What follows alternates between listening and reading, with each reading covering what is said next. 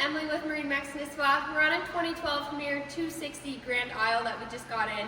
If you got a big crew and really want to enjoy your day on the water, check out this layout. Look at this huge lounger, very cozy to hang out with today. You got your cup holders right here, super easy to access, store all your drinks. You got your cockpit table and dual captain's chairs with your captain's chair with the raised helm. 732 hours on this boat. It's also powered by a Mercury 300 Verado.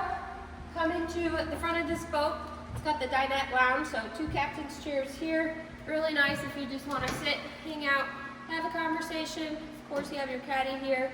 Really nice spot to relax, cup holders.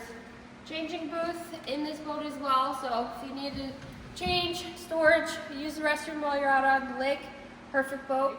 This is a great boat if you have a big crew of people. This boat's rated for 16. Bring all your friends. Come see this boat today at MarineMax Nisswa.